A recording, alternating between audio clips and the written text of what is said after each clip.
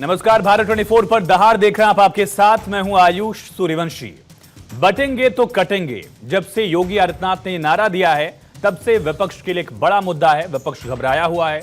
योगी का यह बयान गजब की पॉपुलैरिटी हासिल कर चुका है। बीजेपी से जुड़े तमाम नेता, तमाम संगठन इस नारे का किसी न किसी रूप में इस्तेमाल कर रहे हैं।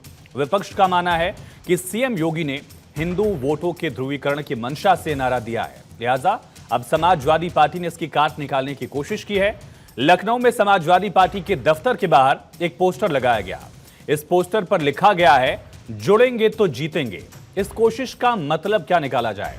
क्या योगी के इस नारे से समाजवादी पार्टी का पीडीए वोट बैंक उसको चुनौती मिल रही है? क्या समाजवादी पार्टी को लग रहा है कि जो बिसात उसने 24 के लोकसभा चुनाव में बिछाई उस पर खतरा है? क्या जुड़ेंगे तो जीतेंगे का नारा बटेंगे तो कटेंगे की काट साबित हो रहा है? 13 नवंबर को यूपी की 9 विधानसभा सीटों पर भी उपचुनाव है, जिसे 27 का सेमीफाइनल भी कहा जा रहा है। लिहाजा अपने अपने नारों के जरिए वोट बटोरने की कवायद जारी है। लेकिन सवाल यह उठता है कि सीएम योगी के नारे से इतना हड़कंप क्यों मचा है? उन्होंने तो बस यही कहा, बटेंगे तो कटेंगे। आखिर विपक्ष को नारा सांप्रदायिक क्यों लग रहा है? विपक्ष क्यों कह रहा है कि 24 के लोकसभा चुनाव में नुकसान की भरपाई इस नारे से बीजेपी करने की कोशिश कर रही है? सीएम योगी ने जो कहा तो उस पर किस तरह से राजनीति हो रही है? किसी जाति, धर्म के, मजहब का क्या वहां पर नाम लिया गया था? बीजेपी का मुद्दा, योगी आदित्यनाथ का नारा, और उधर समाजवादी पार्टी ने पीडीओ को एकजुट रखने के लिए जुड़ेंगे तो जीतेंगे का नारा दिया है। और इसी नारे वर्सेस नारे पर आखिर असर किसका होने वाला है? क्योंकि 2027 में यूपी का जो विधानसभा चुनाव होगा उससे पहले 9 सीटों पर उपचुनाव, 27 का सेमीफाइनल भी कहा जा रहा है। तो दहाड़ में आज इस नारे को लेकर चर्चा हम करेंगे। हमारे साथ मेहमानों का बड़ा पैनल जुड़ चुका है, लेकिन उससे पहले आपको सुनाते हैं कि सीएम योगी ने क्या कहा था और समाजवादी पार्टी दफ्तर के बाहर पोस्टर में लिखा क्या है। बहनों और भाइयों, राष्ट्र से बढ़कर के कुछ नहीं हो सकता, कुछ नहीं हो सकता। और राष्ट्र तब सशक्त होगा जब हम एक रहेंगे, नेक रहेंगे, तभी नेक रहेंगे। बटेंगे तो कटेंगे, बटेंगे तो कटेंगे, एक रहेंगे तो नेक रहेंगे। यूं तो उत्तर प्रदेश में 2027 में विधानसभा चुनाव होने हैं, लेकिन 2027 से पहले 2024 के आखिरी में ही तमाम राजनीतिक दल चुनावी मोड में आ चुके हैं। यही कारण है कि उत्तर प्रदेश में लगातार पोस्टर वार देखने को मिल रहा है। खासतौर पर अगर हम समाजवादी पार्टी की बात करें तो समाजवादी पार्टी के दफ्तर के बाहर की बात करें या अखिलेश यादव के आवास के बाहर की बात करें तो लगातार कोई ना कोई नेता एक ऐसा पोस्टर लगाता है जो उत्तर प्रदेश के सियासी गलियारों में चर्चा का विषय बन जाता है। आज ये पोस्टर लगाया गया है जिसमें लिखा गया है, जुड़ेंगे तो जीतेंगे। विजय प्रताप यादव, प्रदेश सचिव समाजवादी पार्टी देवरिया, उत्तर प्रदेश की तरफ से ये पोस्टर लगाया गया है। हालांकि इससे पहले भी समाजवादी पार्टी कार्यालय के बाहर कई ऐसे पोस्टर लगाए गए हैं। 2027 के विधानसभा चुनाव में ज्यादा फोकस कर रहे हैं। हालांकि 9 विधानसभा सीटों पर परिणाम क्या आएंगे ये देखने वाली बात होगी। वीडियो जर्नलिस्ट रोशन यादव के साथ नीलेश चौहान, भारत 24, लखनऊ। देखिए, समाजवादी पार्टी के लोग वातानुकूलित कक्षों में बैठ करके नेतागिरी करते हैं और इनका प्रदेश की जनता से कोई मतलब नहीं है। जब जब ये पावर में रहे हैं हमेशा गुंडे, बदमाश, माफिया पुष्पित और पल्लवित हुए हैं। प्रदेश की जनता इनकी कलई को अच्छी तरह जानती है। आप जानते हैं कि सनातन धर्म पर लगातार हमले होते रहे हैं पुरातन काल से। उत्तर प्रदेश और देश के लोग अच्छी तरह इस बात को समझते हैं और सब लोग एकजुट होकर के भारत माता को आकाश की बुलंदियों को और तिरंगों को पहुंचाने के लिए काम करेंगे। जो बात मुख्यमंत्री जी कह रहे हैं, रावण की बात कर रहे हैं, कभी बटोगे कटो की बात कर रहे हैं, वो केवल इसलिए कह रहे हैं क्योंकि भारतीय जनता पार्टी जनता से किए गए वादों को पूरा नहीं कर पाई। पिछड़ों के आरक्षण के सवाल पे भाजपा के पास जवाब नहीं है। जो अन्याय हो रहा है उस पर जवाब नहीं, पुलिस में हिरासत में हो रही मौतों का जवाब नहीं है, महंगाई का कोई जवाब नहीं है, बेरोजगारी का कोई जवाब नहीं है। इसलिए ये रावण की बात, कभी कटो की बटो की बात की जाती है। लेकिन पीडीए एकजुट हो गया है, पीडीए अपना हक चाहता है, पीडीए को पता है कि कैसे भाजपा को हटाना है, हराना है। इसलिए भारतीय जनता पार्टी की भाषा बदल गई। देखिए, वो तो 2019 भी जीत रहे थे, 22 भी जीत रहे थे, 24 भी जीत रहे थे। भाई इलेक्शन हो रहा है, यो जीत जाएंगे, 9 को 9 जीत जाएंगे बोल रहे हैं। हम उनके साथ थे तो 400 जीत रहे थे, वो भी वो तो हम खड़े हो गए थे कि नैया पार हो गई, 125 तक चले गए। ये आप विपक्ष में बैठ करके चिल्लाएं, पोस्टर लगावें, पूरा लखनऊ में लगावें, चाहे सैफई में लगावें, चाहे इटावा कन्नौज, चाहे जहां, इसके अलावा कुछ करना नहीं है। अब जब आपने सबको धोखा दिया तो विश्वास कैसे आप पर कोई करेगा? इस नाते कुछ मिलना नहीं है।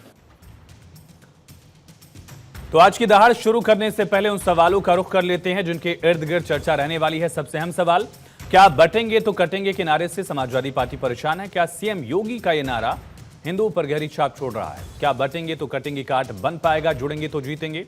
क्या लोकसभा चुनाव के बाद सियासी समीकरण बदला है? क्या इन नारों का यूपी उपचुनाव में कोई असर पड़ेगा? ये तमाम सवाल जिन पर हम चर्चा करने वाले हैं। हमारे साथ खास मेहमान जुड़ गए, उनका तारुफ करा दें। सिद्धार्थ यादव जी, प्रवक्ता भारतीय जनता पार्टी के, डॉक्टर पंकज श्रीवास्तव जी, प्रवक्ता कांग्रेस पार्टी से, मनोज यादव जी, समाजवादी पार्टी के प्रवक्ता, दानिश कुरैशी साहब, प्रवक्ता एआईएमआईएम के, और स्टूडियो में हमारे साथ रमनीश वत्स जी जुड़े हुए हैं, राजनीतिक विश्लेषक। आप सभी का बहुत स्वागत है। और सिद्धार्थ जी, पहला सवाल आपसे ही। अखिलेश यादव ने 2 दिन पहले कहा था कि ये नेगेटिव नारा है, बटोगे तो कटोगे। आज पॉजिटिव नारे के साथ समाजवादी पार्टी आगे आई और कहा जुड़ेंगे तो जीतेंगे। पहली प्रतिक्रिया आपकी। देखिए, मैं मानता हूं कि जो कंफ्यूजन है समाजवादी पार्टी का, वो अब उनके पोस्टरों में, उनके नारों में भी दिख रहा है। बटेंगे तो कटेंगे, एक रहेंगे तो नेक रहेंगे, एक रहेंगे तो सेफ रहेंगे, ये तो जोड़ने वाला और एकत्रित भाव वाला नारा था। अगर नहीं बटेंगे तो नहीं कटेंगे। आज जो अखिलेश जी कहना चाह रहे हैं उसका क्या मतलब है? उसका भी तो मतलब यही है। पर समस्या ये हो चुकी है कि कहीं ना कहीं अखिलेश जी जो इतने लंबे समय से एक राजनीतिक ढर्रा अपना चलाया करते थे, जिसमें कभी पहले फॉर्मूला दिया एमवाई का, फिर उन्होंने झूठा ढकोसला दिया पीडीए का, कहीं ना कहीं समाज को अलग अलग जातियों में बांटकर और उस जातियों के मिश्रण में से कुछ ना कुछ अपने वोट बैंक के लिए निकालकर अपनी राजनीतिक रोटी को सेकने के लिए जो एक कैलकुलेशन बैठाया करते थे, वो जब एकता का नारा आएगा कि पूरा समाज एकत्र रहे और वो बटे नहीं, और बटने से हम अत्याचार को आमंत्रण देंगे, जब ये भाव आएगा तो उनकी राजनीति ठप हो जाएगी। और तभी आज वो अपने इस कंफ्यूजन में है, अपने इस डर में, अपने इस भय में है। पर मैं मानता हूं कि इनके नारे को सुनकर के तो एक बात लगती है कि जो स्थिति समाजवादी पार्टी की हरियाणा में हुई, जहां हरियाणा में ये चुनाव लड़ना चाहते थे और इनको कांग्रेस ने एक टिकट नहीं दी, परिणामवश इन्होंने उत्तर प्रदेश में जहां कांग्रेस लड़ना चाहती थी उनको एक टिकट नहीं दी। अब कांग्रेस तो इनके साथ आ नहीं रही, तो ये उनको कह रहे हैं कि जुड़ेंगे, प्लीज जुड़िए, जुड़ेंगे तो शायद जीत सकते हैं। ये नारा तो कांग्रेस पार्टी के लिए है। कांग्रेस पार्टी को ध्यान देना चाहिए। कांग्रेस पार्टी अगर इनके साथ कुछ जुड़ेगी तो शायद कुछ स्थिति बेहतर हो सकती है। इतना ही कहना चाहते हैं अखिलेश जी, और कुछ नहीं। ठीक है मनोज जी, मेरा सवाल आपसे यही था कि चाहे इधर से कान पकड़ी या इधर से पकड़ी, मतलब तो दोनों का एक ही निकल रहा है। और क्या समाजवादी पार्टी को मजबूर होना पड़ा योगी आदित्यनाथ की पिच पर आने के लिए? मनोज जी। नहीं, देखिए, मैं इस बात से बिल्कुल इत्तेफाक नहीं रखूंगा कि दोनों बातों का एक ही मतलब है। समाजवादी पार्टी कह रही है कि अगर जुड़ेंगे तो जीतेंगे, ये एक प्रक्रिया है और ये सकारात्मक दृष्टिकोण दिखाता है। और बीजेपी और योगी आदित्यनाथ कह रहे हैं कि बटेंगे तो कटेंगे, ये एक नकारात्मक प्रक्रिया है जो इस तरह की बात कह रही है जिसमें बड़ा भयावह भाव महसूस होता है। तो दोनों बातें बिल्कुल अलग अलग हैं। योगी आदित्यनाथ के या बीजेपी के प्रवक्ता के कहने से हिंदी के शब्दों की परिभाषा और भाव नहीं बदल जाएगा। वैसे बीजेपी ऐसा कोशिश करती है कि दिन को रात कह दे तो लोग रात कहने लगें, सुबह को शाम कह दें तो लोग सुबह को शाम कहने लगें, लेकिन समाजवादियों के सामने ये सब आपके जो है सारे सिस्टम चलने वाले नहीं। अभी उन्होंने राष्ट्र के लिए सबसे बड़ी भावना की बात कही कि राष्ट्र के लिए सेवा करना सबसे बड़ी भावना है। राष्ट्र के लिए मैं आपके चैनल के माध्यम से बताना चाहता हूँ, सबसे बड़ा अगर कोई त्याग है, सबसे बड़ा अगर कोई बलिदान है तो शहादत का है कि हम राष्ट्र के लिए शहीद हो जाएं। मैं आपके चैनल के माध्यम से आज एक नई बात कहने जा रहा हूँ। मैं उम्मीद करता हूँ कि सबसे ज़्यादा राष्ट्रवाद की परिभाषा और राष्ट्रवाद की बात करने वाली बीजेपी और बीजेपी के प्रवक्ता नेता हैं। मैं चाहता हूँ कि अब आरएसएस में बीजेपी जो आरएसएस के लोग हैं और बीजेपी के लोग हैं, इनको डायरेक्ट आर्मी में एंट्री दी जाए और जम्मू कश्मीर के पहलगाम से लेकर जितने भी सेंसिटिव एरियाज़ हैं इनको वहाँ खड़ा किया जाए, चूँकि राष्ट्र की भावना, राष्ट्र सेवा, इससे बेहतर और कुछ हो नहीं सकती है। तो इनको थोड़ा राष्ट्र सेवा करने का अवसर दिया जाए, चूँकि गरीब का बच्चा जाता है बॉर्डर की सिक्योरिटी करने के लिए, और ये बीजेपी के नेता मंचों से नेतागिरी करके भावनाएं व्यक्त करते हैं रोजाना और बताते हैं हम राष्ट्र सेवा कर रहे हैं। राष्ट्र सेवा इस तरह होती है। अगर इसको राष्ट्र सेवा कहते हैं तो मुझे आप ये बताइए कि आपके इतिहास में कौन कौन से बलिदानी हैं, नाम लीजिए थोड़ा सा। अपने 10 महापुरुषों का नाम बताइए जो देश के नाम बलिदान हो गए, देश की लड़ाई लड़ते लड़ते शहीद हो गए। वो आज़ादी के पहले की बात हो या आज़ादी के बाद की। खैर, मेरे सवाल है, जवाब दे दीजिएगा, लेकिन महत्वपूर्ण बात है। जो बात समाजवादी पार्टी कह रही है वो बात इसलिए कह रही है जी क्योंकि बीजेपी लगातार बांटने की बात कर रही है और कह रहे इकट्ठा हो जाओ साहब। क्यों इकट्ठा हो जाओ? हम चाहते हैं कि सभी हिंदू इकट्ठा हो जाए, नहीं वो काट दिए जाएंगे। ठीक है साहब, हम आपके कहने मनोज से जी यही सवाल उठ रहा है कि योगी आदित्यनाथ ने तो कहा नहीं कि हिंदू एक हो जाओ वरना कट जाओगे। इसका आशय ये क्यों निकाला जा रहा है कि उन्होंने हिंदुओं के लिए ही कहा, देश के लोगों के लिए नहीं कहा, महाराष्ट्र के लोगों के लिए नहीं कहा? ऐसा क्या कारण रहा? तो फिर किसके लिए कहा जा रहा है? किससे बांटने की भारत में बात की जाती है? किससे डिवीजन की बात हो रही है? ये तो स्पष्टीकरण बीजेपी को देना पड़ेगा। किससे ना बंटने की बात कर रहा है? अगर हिंदुओं के ना बंटने की बात कर रहे हैं तो मैं उसी पे जवाब दे रहा हूं और मुझे इसका उत्तर चाहिए हर हाल में। आप अगर कह रहे हो हिंदुओं एक हो जाओ, हम एक होने को तैयार हैं, लेकिन मुझे इसका जवाब दो जब यही हिंदू एक हो जाओ। अगर नहीं कहा तो उसे ऐसा ही इंटरप्रेट आप क्यों कर रहे हैं? मनोज जी ठीक है, मैं आपके सवाल का जवाब लेता हूं सिद्धार्थ जी से, लेकिन आप इसे इंटरप्रेट क्यों कर रहे हैं कि ऐसा ही कहा गया कि हिंदुओं के लिए कहा गया है? नहीं, इसलिए मैं कर रहा हूं, इसलिए कर रहा हूं क्योंकि उन्होंने नहीं कहा, लेकिन गिरिराज सिंह ने कहा, मोहन भागवत ने कहा, देश के प्रधानमंत्री ने कहा, इनके पर डे प्रवक्ता बोलते हैं। अभी मैं इससे पहले एक चैनल पे था, वहां पे यही बात करें, हिंदुओं का देश है, हिंदू एक हो जाओ, वो सब कह रहे हैं।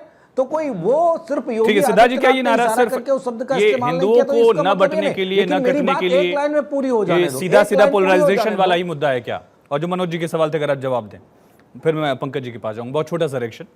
देखिए मैं मानता हूँ, मैं दो बातों का जवाब देना चाहता हूँ। मैं मानता हूँ कि कोई भी नारा जो एकता का नारा हो वो पोलराइजेशन का नारा नहीं हो सकता। ये कहना क्यों गलत है कि हमें नहीं बंटना चाहिए? नहीं, वो किसके लिए आप कह रहे हैं? देश के लोगों के लिए कह रहे हैं, वोटर के लिए कह रहे हैं, अपने पार्टी के लिए कह रहे हैं, या हिंदुओं के लिए कह रहे हैं?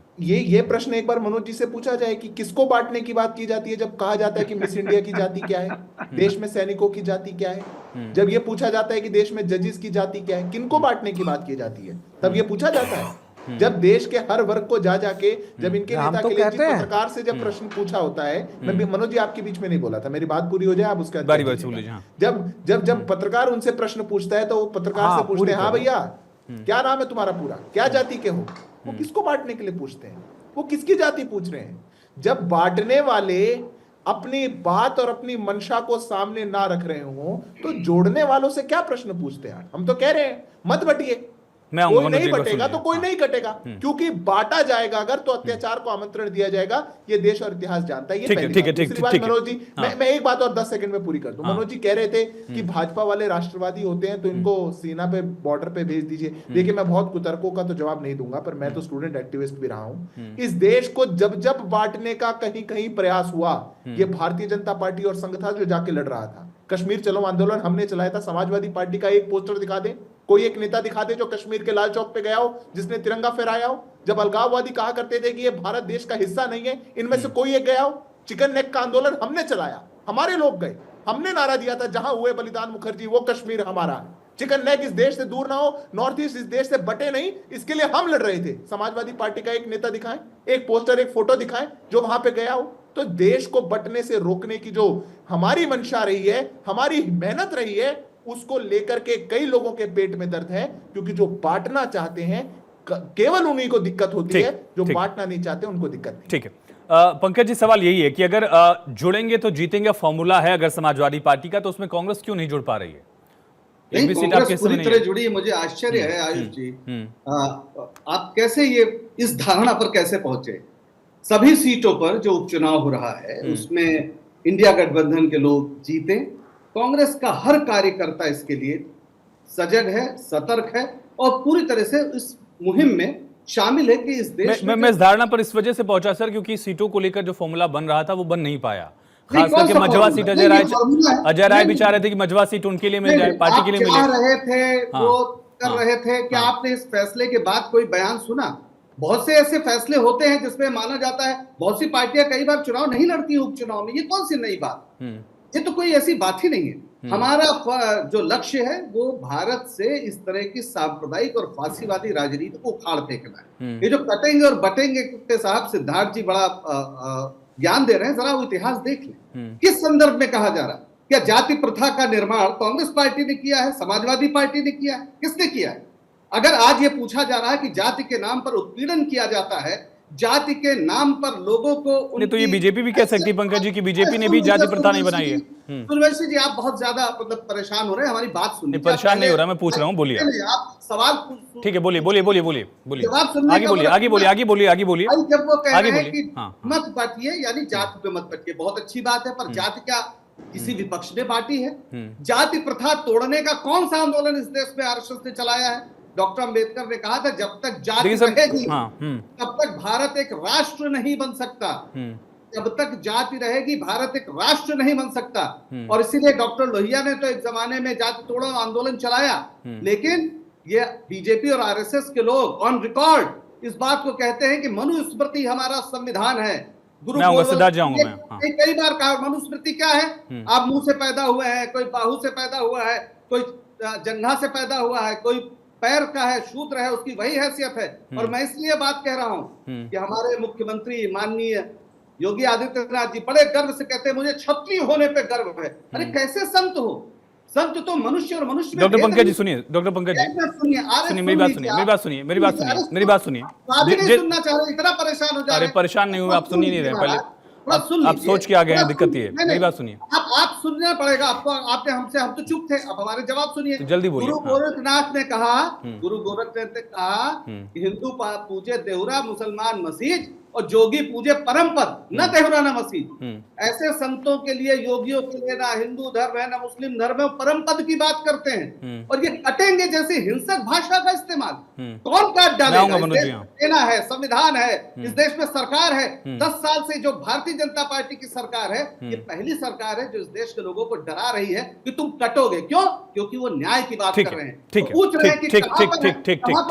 पंकज जी आपने बोल लिया, बाकी मेहमानों के पास रमनीश जी बगल में बैठे हैं, वेट कर रहे हैं, दानिश जी भी इंतजार कर रहे हैं। जिस प्रकार लोहिया साहब ने जाति को लेकर आंदोलन छेड़ा, जिस प्रकार जेपी नारायण साहब ने आंदोलन किया, उसी तरह से अवैधनाथ ने भी आंदोलन किया था। खुद वो गए वाराणसी में, उन्होंने एक डोम के घर पर खाना खाने की शुरुआत की थी। दक्षिण के एक मंदिर में जहां दलित का प्रवेश वर्जित था, वहां पर उन्होंने आंदोलन किया। और गोरखनाथ मंदिर जिसका जिक्र आप कर रहे हैं, वहां पर एक दलित पुजारी हैं। तो जातिगत भेदभाव की कोशिशें हर स्तर पर की जा रही हैं, हर स्तर पर की जा रही है। जाति प्रथा के नाश का कोई आह्वान किया हो? अरे महंत अवैधनाथ ने जाकर डोम के यहाँ खाना खाया भैया, ये तो ऑन रिकॉर्ड है ना। जाके दक्षिण के मंदिर में अनशन पर बैठ गए वो। मैं ये कह रहा हूं कि हर तरफ कोशिश की गई, इसमें बीजेपी, कांग्रेस और सपा कहां गई? मैं ये कह रहा हूं पंकज जी मैं ये कह रहा हूं, इसमें जातिगत भेदभाव के मुद्दे पे सपा, कांग्रेस, बीजेपी कहां से आ गई? ये तो सामाजिक मुद्दा है, इसे कोई खारिज कर ही नहीं सकता। पंकज जी मैं वही कह रहा हूं, जातिगत भेदभाव का मुद्दा एक सामाजिक मुद्दा है, ये पार्टियों का मुद्दा कैसे हो गया? तो लगातार बोल रहे हैं, कैसे एंकर हैं आप? जवाब सुनिए। उत्तर प्रदेश में पिछले दिनों जब नौकरियों की बात थी तो सुप्रीम कोर्ट तक ने डांट लगाई, आपने पिछड़ों को किस तरीके से वंचित किया। सुप्रीम कोर्ट ने डांटा था ना जब 69,000 शिक्षकों की भर्ती का मामला था। मसला ये है, ये मसले ना उठे। मैं अभी भी इस बात पर कायम हूं कि जातिगत भेदभाव का मुद्दा एक सामाजिक मुद्दा है, अक्रॉस द पार्टीज मुद्दा है, अक्रॉस द पार्टीज मुद्दा है। मैं वही कह रहा हूं, आप इसे पॉलिटिकल मुद्दा बनाने की कोशिश कर रहे हैं, आप इसे पॉलिटिकल मुद्दा बना रहे हैं अपनी सहूलियत के हिसाब से। ठीक है, मैं लौटूंगा, ठीक है, लंबी चर्चा हो जाएगी। दानिश कुरैशी साहब, अगर समाजवादी पार्टी जोड़कर जीत रही है तो फिर एमआईएम का काम क्या है? और ऊपर से 4 मुस्लिम प्रत्याशी अगर सपा ने उतारे हैं तो फिर एमआईएम की जगह कहां है? कहां से डिफरेंसेस आ रहे हैं आप लोगों में? आप लोग क्यों नहीं जुड़ रहे हैं इनसे? देखिए, मैं आपको एक बात कहूं कि अगर ऑल इंडिया मजलिस इत्तेहादुल मुस्लिमीन की बात की जाए तो हम अपनी तरफ से पूरी कोशिशें कर रहे हैं कि जिसमें लोगों को ज्यादा से ज्यादा इंक्लूसिवनेस के साथ में पार्टी अपना परिणाम दे सके। रह गई बात इन चीजों को लेकर के जिस तरीके की राजनीति हो रही है, सबसे बड़ी बात देखने वाली ये है, चाहे समाजवादी पार्टी हो, भारतीय जनता पार्टी से तो मुझे लगता है कि बहुत ज्यादा, भारतीय जनता पार्टी और कांग्रेस दोनों से तो कहीं बहुत ज्यादा उम्मीदें हैं नहीं इस देश के मुसलमानों को, दलितों को, पिछड़ों को। और जहां तक समाजवादी पार्टी की बात है तो समाजवादी पार्टी में भी हम अक्सर देखते आए हैं कि मुसलमानों के और पिछड़ों के जो मुद्दे आते हैं तब अखिलेश यादव जो है जो खामोश हो जाते हैं। जब लेकिन उत्तर उन्होंने चार प्रदेश में मुस्लिमों को जुल्म और टिकट दिया, ज्यादती अपने उन्होंने चरम पे मुस्लिमों के पहुंची है। एनकाउंटर पर देखिए, सवाल एक उठाए, तरफ- कैसे कह रहे हैं आप? हाँ, जब मैं बताऊं आपको कि जब बुलडोजर की बात आती है, जब मुसलमान निशाने पे होता है, जब होली के टाइम पे मस्जिदों को कवर कर दिया जाता है, ये फरमान जारी कर दिया जाता है कि भाई मुसलमान जो है वो कोई बाहर नहीं निकलेगा, ये सारी चीजें होती रही हैं। मतलब आप देखेंगे कि अगर किसी का एनकाउंटर हुआ है तो उसका धर्म देख के अगर आप बोलते हैं तो कम से कम प्रदेश के लोग ऐसी उम्मीद उनसे नहीं करते। नहीं अब वही पहली मैंने कहा, बात अभी जो मैं ये कह एनकाउंटर रहा वाला हूं मामला कि- सामने आया तो उसमें अखिलेश यादव ने यही कहा कि मुस्लिमों को, यादवों को, पीडीए को टारगेट किया जा रहा है।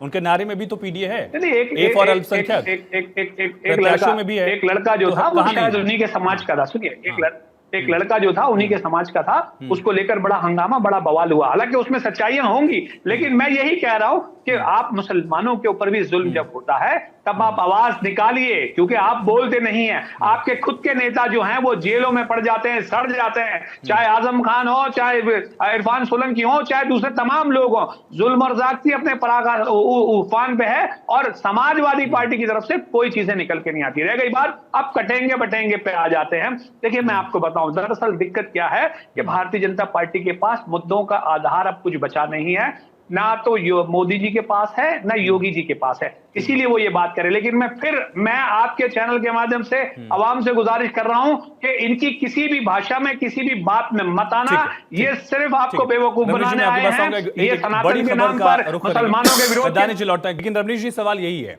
एक तरफ जब कांग्रेस की तरफ से जातिगत जनगणना का मुद्दा उठाया गया, जातियों को लेकर सवाल पूछा गया था, तब भी बीजेपी के लिए दिक्कत वाली बात थी और उसका नुकसान भी बीजेपी को हुआ। माना गया कि संविधान वाला फैक्टर और जाति वाला फैक्टर जिसने बीजेपी को लंबा डेंट किया लोकसभा चुनाव में। और जब योगी आदित्यनाथ का नारा आया तो माना गया कि उसकी काट के लिए यह किया जा रहा है।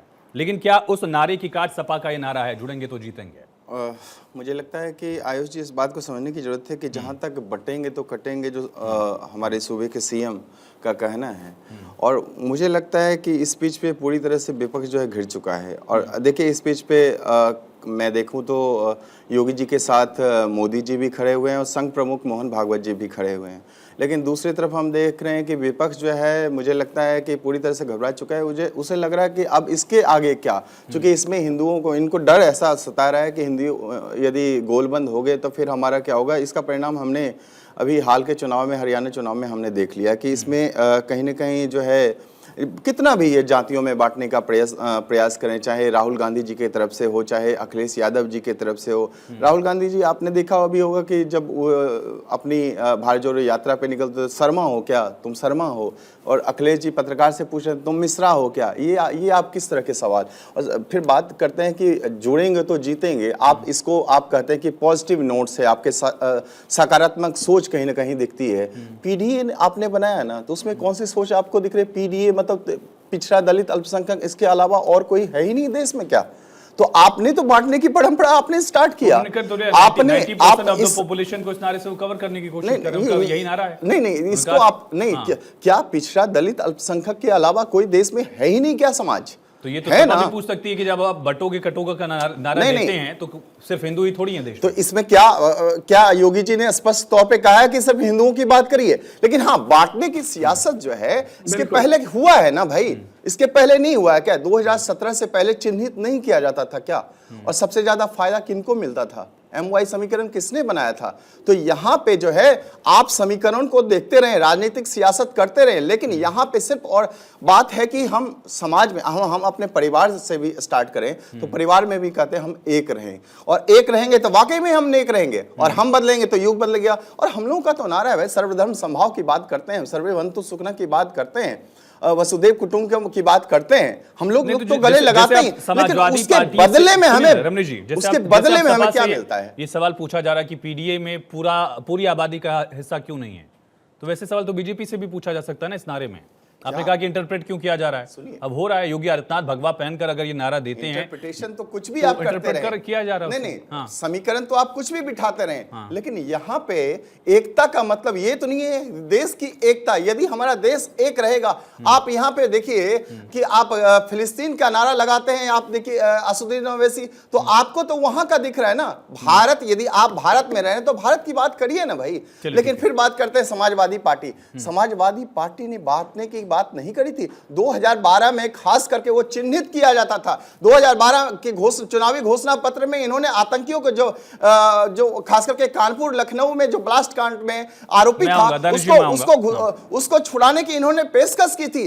भला हो इलाहाबाद हाईकोर्ट का उन्होंने डांट लगाई, उसके बाद ये पैर पीछे इन्होंने किया। वो पुरस्कार वाला दूसरी बात आते हैं, सुनिए, नहीं संक्षेप में ही कहेंगे। दूसरी बात आते हैं, अखलाक के मरने के बाद आप इन्होंने 20 लाख मुआवजा दिया था ना, इनके भाइयों को भी, इनको तीनों भाइयों को भी मुआवजा दिया। तो बांटने की देखिए यहाँ पे ये चिन्हित करते हैं एक एक करके। मुजफ्फरनगर दंगे की बात करें, मुजफ्फरनगर में आपने एक फरमान, सरकारी फरमान निकाल दिया था, उसमें भी मुसलमानों के लिए फरमान निकाला था कि उनको आप लाभ पहुंचाएंगे। तो बांटने की जो बात करें ना, नहीं मैं चाहता हूं कि आप ना सपा जो प्रवक्ता उनसे आप पूछे मनोज जी से कि बांटने की परंपरा आपने 2017 से पहले खूब करी है। हिंदुओं को सिद्धार्थ जी, बीजेपी ने सूफी सम्मेलन कराए, पसमानदा सम्मेलन कराए, मुस्लिम मंच वाला एक हिस्सा भी आरएसएस का, वो सब कुछ करके बीजेपी ने देखा कि 2024 में नतीजे 240 तक सीमित हो गए।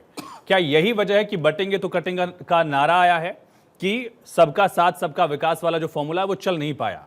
वो विकास में चल सकता है, वो आइडियोलॉजी में चल सकता है, लेकिन जब जमीन पर वोट पड़ता है तो उसका फायदा बीजेपी को नहीं मिलेगा। देखिए, मैं मानता हूं कि थोड़ा दुर्भाग्यपूर्ण है कि एक पार्टी जिसने पहली बार इस देश में नारा दिया सबका साथ सबका विकास, उस पर शायद इतनी चर्चा नहीं हो पाई, पर अगर सत्य कह दिया गया कि बटेंगे तो कटेंगे, उस बात पर ज्यादा पेट दर्द है। इसी ये बताता है कि कहीं ना कहीं बटेंगे से कटेंगे को कहां कहां दर्द हो रहा है, किस किस के जाकर के पेट में पीड़ा उठती है और किस किस को लगता है कि हमारा ये फॉर्मूला फेल होने वाला है। हमने तो कहा था सबका साथ सबका विकास, हम आज भी कह रहे हैं, और हम अकेली वो पार्टी है जिसने कभी नहीं कहा कि एमवाई आओ या पीडीए आओ या ये पार्टियां आओ या वो पार्टियां आओ, और हम अकेली वो पार्टी है। कांग्रेस पार्टी के प्रवक्ता बड़ी बड़ी बात कर रहे थे और वो कह रहे थे कि लोहिया जी ने ऐसा कहा था, अम्बेडकर जी ने ऐसा कहा। अम्बेडकर जी ने तो ऐसा भी कहा था, अम्बेडकर जी ने तो ऐसा भी कहा था कि नेहरू जी मात्र मुस्लिम तुष्टीकरण करते हैं और कभी दलितों और पिछड़ों की चिंता नहीं कर सकते। नेहरू जी ने क्यों पत्र लिखा था सब मुख्यमंत्रियों को कि अगर देश में आरक्षण दे दिया गया तो क्वालिटी घट जाएगी? राजीव जी ने क्यों कहा था कि जो पिछड़ा वर्ग है वो बुद्धू होता है?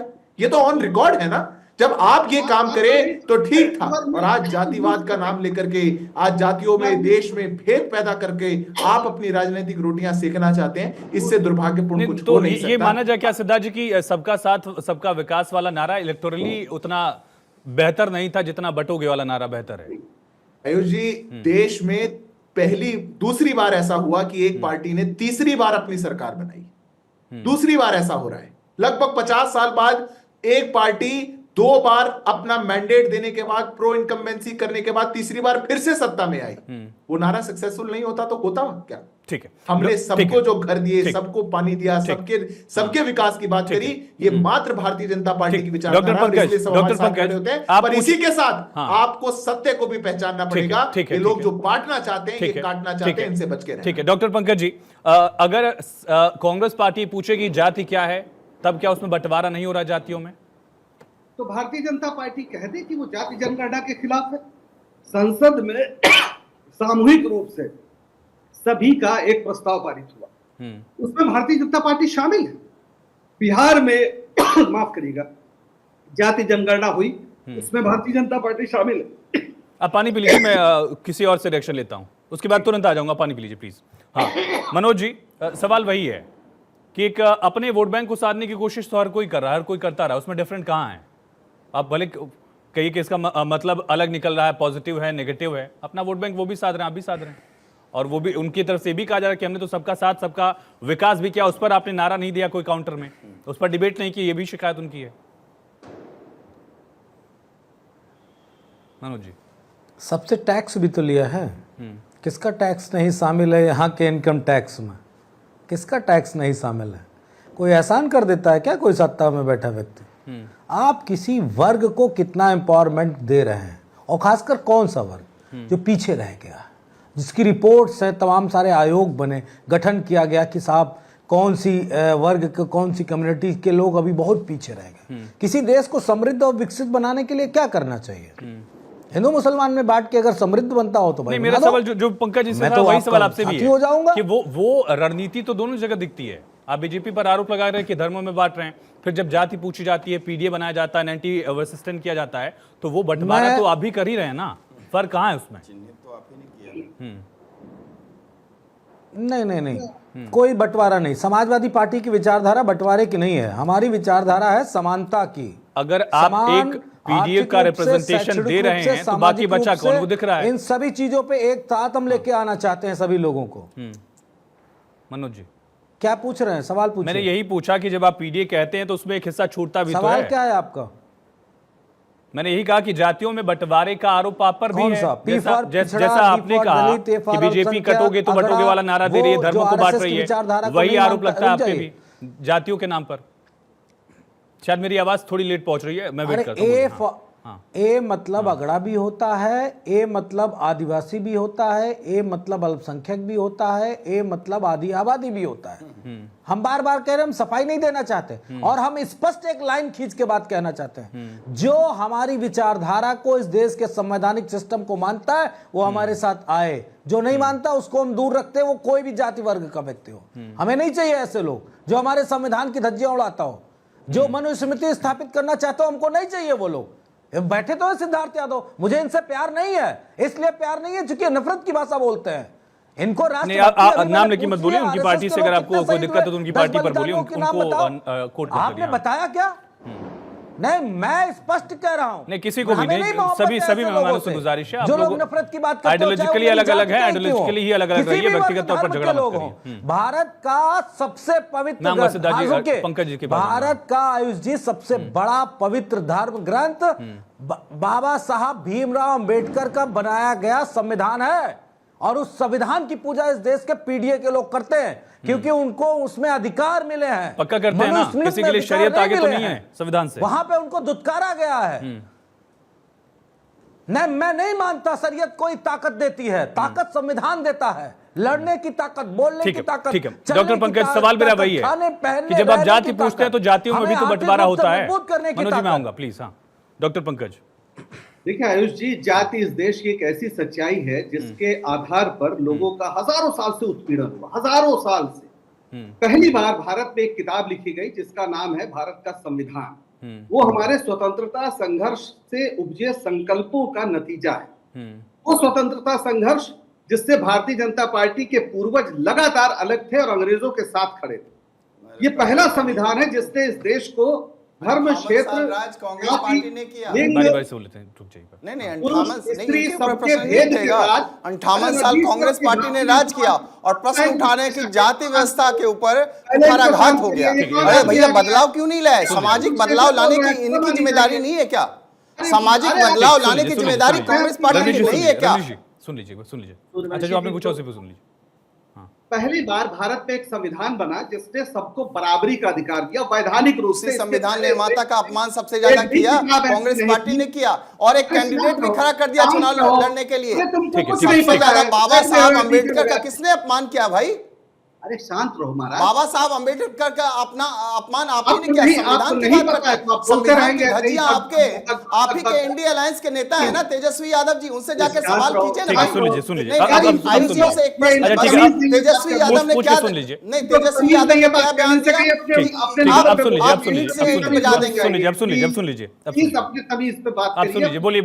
बोलिए। हाँ, अंबेडकर जी का जब क्षेत्र था वो पाकिस्तान चला गया था, कांग्रेस के ने अपने सदस्य को बंबई के इस्तीफा दिलाया, तब वो भारत के संविधान सभा के सदस्य बने थे। आपको ये सब पता नहीं है, बेकार ये सब बोला मत करिए। उसके बाद वाले इलेक्शन की बात कर रहा हूं। कुछ भी बोल देते हैं, इनको बताइए कुछ इतिहास, ऐसे होता नहीं है।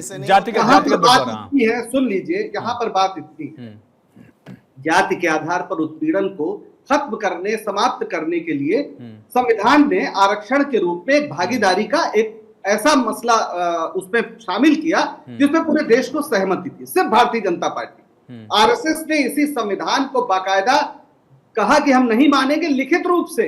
ऐसा नहीं कि मैं अपनी ओर से बोल रहा हूं। तिरंगे को 52 साल तक इन्होंने नहीं फहराया। इन्होंने बाबा साहब अंबेडकर का पुतला पूरे देश में फूका जब उन्होंने हिंदू कोड बिल को लाने की। ये कम से कम ऐसी बात न कहें। हम आज क्या कह रहे हैं? जाति जनगणना की बात। जाति जनगणना सिर्फ एक एक्सरे है, आपको बीमारी हुई है पूरे शरीर का। अब डॉक्टर पंकज, ये सवाल उठेगा कि जब आप लोग सत्ता में थे तो एक्सरे क्यों नहीं हुआ? एक्सरे और सब कुछ हो जाना चाहिए था, इलाज ही हो जाना चाहिए था। लेकिन खैर दानिश भाई, मेरा सवाल ये है, देखिए बीजेपी कह रही है बटोगे तो कटोगे, समाजवादी पार्टी ने कहा जुड़ोगे तो जीतोगे। मुस्लिम कम्युनिटीज में भी जिसका रिप्रेजेंटेशन करने का दावा आप करते हैं, उसमें भी तो अज़ाफ, अजराफ, पसमानदा, गैर पसमानदा किया जा रहा है। आप लोग का कोई नारा बना कि नहीं बना अभी?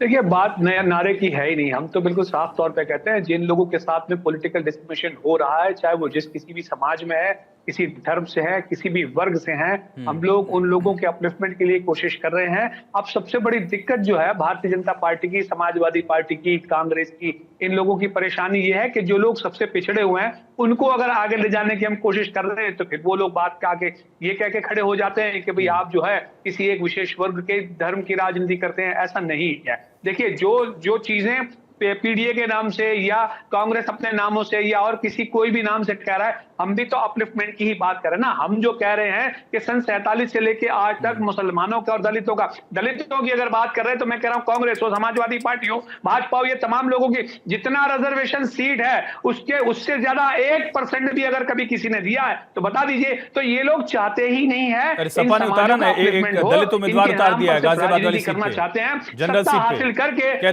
बेवकूफ बनाने की बात करते हैं। मैं आपसे ये पूछ रहा हूं, सुनिए, इस देश के अंदर में सन 47 से जो परिस्थितियां थी मुसलमानों की, दलित, बस यही देखिए। क्या आवाज रुक गई? दानिश भाई देखिए, शायद म्यूट तो नहीं कर लिया आपने? हाँ, बोलिए। बदल गई, सरकारें बदल गई, सब कुछ बदलने के बावजूद भी अगर स्थितियां नहीं बदली हैं तो इसका मतलब यह है कि ये बेवकूफ बनाने की राजनीति कर रहे हैं, इससे ज्यादा और कुछ भी। ठीक है सिद्धार्थ भाई, सवाल वही है, सबसे अहम सवाल कि आखिर क्या इस नारे के साथ या बीजेपी का आगे का एजेंडा भी क्लियर हो गया है? देखिए, बीजेपी का एजेंडा तो बिल्कुल क्लियर है। बीजेपी का एजेंडा इस देश को 5 ट्रिलियन इकोनॉमी बनाना, भारत को 2047 तक विकसित भारत बनाना, और जो भी लोग भारत विरोधी नहीं तो 10 साल की सत्ता के बाद कटने का डर मतलब कहां से आ रहा है? नहीं, कटने का डर तो हमेशा रहेगा ना। बटेंगे तो कटेंगे, जो भी बटा है वो कटा है। जब कश्मीर में हुआ, जब देश बटा तो कौन कटा? और कटेंगे विचारधारा से, कटेंगे हम देश की रूट से, कटेंगे हम अपनी संस्कृति से। कटने का ये जिहादी इनको मानसिकता लानी होगी तो वो बात अलग होगी। पर मैं एक बात आपके बीच में कहना चाहता हूं। अभी कांग्रेस पार्टी के प्रवक्ता कह रहे थे कि देश के अंदर एक बीमारी है और एक्सरे करवाना, कास्ट सेंसस उसका एक्सरे है। ऐसी कौन सी बीमारी है और ऐसा कौन सा डॉक्टर है जो एक्सरे करवा दे और उसकी रिपोर्ट ना दे? खुद ने एक्सरे करवाया और रिपोर्ट नहीं दी। 2014 तक खड़े होकर के पी चिदम्बरम ने कह दिया कि if we release the data of this caste census, it will have dangerous consequences। ठीक है डॉक्टर पंकज, बारी बारी से बोलिए। यही मैं कह रहा था, सबसे मैं कह रहा हूं, बारी बारी से बोलिए। मैं अपनी बस बात पूरी कर रहा हूं। इसीलिए जो लोग संविधान की बात करते हैं, अभी समाजवादी पार्टी के प्रवक्ता बहुत बड़ी संविधान की बात कर रहे थे। अगर आप संविधान को मानते हैं तो आर्टिकल 44 और 48 को क्यों नहीं मानते? संविधान का आर्टिकल 48 कहता है कि हमें गौ हत्या नहीं करनी चाहिए। एक बयान समाजवादी पार्टी के नेता का दिखाइए जब कभी गौ हत्या के खिलाफ बोला हो। आर्टिकल 44 कहता है यूसीसी को लेकर के, यूनिफॉर्म सिविल कोड को लेकर के एक बार कभी आप खड़े हुए हो? संविधान ताकत देने वाला डॉक्यूमेंट है। तो जब संविधान ने आरक्षण दिया था उसको आपने एक छीन लिया। आपने अलीगढ़ मुस्लिम यूनिवर्सिटी से आरक्षण को छीन लिया, वहां पे आपने आरक्षण नहीं देने दिया। जामिया से आपने आरक्षण छीन लिया। वैसे संविधान ताकत देने वाला डॉक्यूमेंट है। उस संविधान को सबसे ज्यादा कमजोर करने का काम इनके अलायंस ने किया है। उस संविधान को सबसे ज्यादा बदलने का काम इनके अलायंस ने किया है। उस संविधान का सबसे बड़ा दुरुपयोग इनके अलायंस ने किया है। ठीक है मनोज जी को जवाब दीजिए। ये बात दुर्भाग्यपूर्ण। ठीक है पंकज जी, एक मिनट। मनोज जी हाँ चाहिए। मुझे बड़ा तकलीफ हो रहा है कि समाजवादी पार्टी को जिस तरह से ब्लेम कर रहे हैं, वही तो मैं कहता हूं कि बहुत सारे ऐसे लोग हैं जिनका हम समर्थन नहीं कर पाएंगे कभी। कौन है असम का मुख्यमंत्री और क्या कह रहे हैं? अभी हाल फिलहाल गाय के मांस के निर्यात को लेकर क्या टिप्पणी की गई? 10 साल से ज्यादा हो गई आपकी सरकार की, और 10 सालों में गाय के मांस का निर्यात यहाँ उत्तर प्रदेश पूरे देश से बढ़ा है। क्यों बढ़ा है भैया? एक्सपोर्ट क्यों बढ़ रहा है? क्या कारण है? कहां समाजवादी पार्टी की सरकार है? शर्म नहीं आती आपको सिद्धार्थ जी इस तरह की बात कहते हुए? असम के मुख्यमंत्री ने कहा हम रोकना चाहते हैं, लेकिन पक्ष में सत्ता में रह के नहीं गौ मांस की तस्करी रोकना चाहते हैं। मनोज जी आप पक्ष में हैं? इस तरह का कम से गौ हत्या रुकनी चाहिए, आप पक्ष में हैं? दिवाली वाले दिन इस तरह की बातें मत करिए, नाराज हो जाएंगे भगवान। आप खिलाते हैं गौ। मनोज जी आप पक्ष में हैं? आप गौ हत्या के खिलाफ बोलेंगे? गोवा में कौन? गोवा में किसकी सरकार है? असम में किसकी सरकार है? मिजोरम में किसकी सरकार है? पूर्वोत्तर भारत में किनकी सरकार है? कौन खा रहा है गौ मांस? हमें बताते हो क्या? मनोज जी, नकली यादव आप कहीं पक्ष के। में हैं नहीं, गौ हत्या नहीं, के? नहीं, नहीं, नहीं, नहीं, क्या मनोज उसके जी, विरोध में? मनोज जी नहीं, मैंने आपसे पहले भी गुजारिश की थी मनोज जी, आप लोग आइडियोलॉजिकली डिफरेंट हो सकते हैं, व्यक्तिगत तौर पर आक्षेप वाली बात मत करिए। गुजारिश नहीं, आप नहीं, कैसे please। उन्होंने कह दिया कि हम गौ हत्या की बात उन्होंने करते पूछा, हैं? उन्होंने पूछा, हमारे अगर लिए वो तो कहते पूछ हैं रहा आप हूं, नकली अभी भी यादव पूछ तब रहा उनको हूं तो मैं रोकता। आप जवाब नहीं अगर वो दे कहते हैं रहे आप नकली यादव हैं तब भी मैं उनको करते रोकता, हैं। या नकली असली यादव हाँ, थोड़ी ये टेस्ट नकली करने में बैठे यादव हैं। हैं। मत करिए जो इस प्लीज, तरह की मनोज भाई, टिप्पणी मनोज कर भाई, रहे हैं। और इनसे मनोज भाई मत certificate करिए, नहीं है, मनोज भाई मत ये कौन है करिए, सर्टिफिकेट देने मनोज वाले? भाई मत करिए, मत करिए। मैंने आपसे गुजारिश की, मैंने आपसे गुजारिश की पहले भी, और मैं सबसे गुजारिश कर रहा हूँ, आप लोग व्यक्तिगत आक्षेप मत आके करिए। सर्टिफिकेट देगा, मेरे को उसकी कोई चिंता नहीं है, इसलिए नहीं कोई बात नहीं नहीं। छोड़ नहीं नहीं मत करिए, मनोज भाई मत करिए, मनोज भाई मत करिए, मनोज भाई मत करिए। हाँ, ठीक है, ठीक है। रमनीश जी, बीजेपी ने सबका साथ सबका इतना विकास गुस्सा करके करें, देखा, इनकी मूंछ गिर जाएगी। आइडियोलॉजी, अब भले ही यहाँ सिद्धार्थ यादव ये इनकी कहें मूंछ समझ कि वाली, हमने इनकी तीसरी गिर बार जाएगी सरकार नीचे। बनाई, शर्म नहीं आती तुमको? लेकिन तो सीटें समझने घटी की हैं जरूरत है। और देखा गया गोवा कि में बैठी हरियाणा के भाजपा चुनाव की में, सरकार रमेश भाई, परोसती है मैं गाय आऊंगा, का मनोज जी मांस नहीं नहीं और डिबेट हो जाएगा, असली यादव नकली यादव हमें नहीं यही तो तय देखिए, करना दो तरह है। के नहीं देश मेरा में सवाल तो विचार सुनिए, है। सवाल तो सुनिए। आयुष जी इतनी महत्वपूर्ण बात पूछी, अलीगढ़ मुस्लिम यूनिवर्सिटी को लेकर के पूछी, आरक्षण को लेकर के पूछी, संविधान को लेकर लेकिन के नकली असली यादव पे चला गया ना, और जो रोकना मेरी मजबूरी है, ये डिबेट ये तय नहीं करने दे सकता। नीचे गिर जाएगी, ठीक उनको है, रमेश जी बहुत छोटा सा सवाल, इसको संभाल के रखिए। सबका साथ सबका वो विकास जाना किसी और नहीं के चला सामने लोकसभा ज्ञान चुनाव में, देना, उस मेरे स्तर पर सामने नहीं ज्ञान चला मत जैसा देना। बीजेपी को उम्मीद थी। योगी आदित्यनाथ का नारा हरियाणा में चला, वो रिफ्लेक्शन दिख रहा है, जहां जहां रैलियां की वहां सीटें ज्यादा आई हैं। इसी वजह से महाराष्ट्र से लेकर झारखंड में भी वो दिखेगा, उम्मीद है। और यूपी उपचुनाव में भी बीजेपी इसी नारे के साथ जा रही। क्या यही फॉर्मूला है क्या? मैं ये पूछ रहा उम्मीद हूँ, है। क्या मुझे लगता है मूल मंत्र उम्मीद है ये है कि इस नारे के साथ जाएंगे? नहीं नहीं, अरे पंकज जी सुनिए, पंकज जी सुनिए, नहीं नहीं रुकिए, उनको क्लियर कर दी। पंकज जी मैंने कहा उम्मीद ये कि इसी नारे के साथ जाएगी। पंकज जी उम्मीद इसी नारे के साथ जाएगी। आप पंकज जी, अगर आपको पंकज जी मैंने बोल दिया उम्मीद की इसी नारे के साथ जाएगी, मैंने बताया आपको। अगर आपको व्यक्तिगत तौर पर डिबेट करनी है तो फोन कटेगा, उसके बाद भी डिबेट कर लिए, मुझे कोई दिक्कत नहीं है, लेकिन यहाँ सवाल आने दीजिए। हाँ आयुष जी मुझे लगता है कि हम बटेंगे तो कटेंगे, ये मूल मंत्र है। मुझे समझने की जरूरत है, सबको समझने की। देश में सभी जाति और धर्म से उठ करके, और सबसे बड़ी बात है 4000 जातियां ना, 4000 जातियों को भूल करके हमें 115 जो गोत्र है ऋषि वंशज, मुझे लगता है उसको अपनाने की जरूरत है। तभी जाकर के ये एकता आएगा देश में।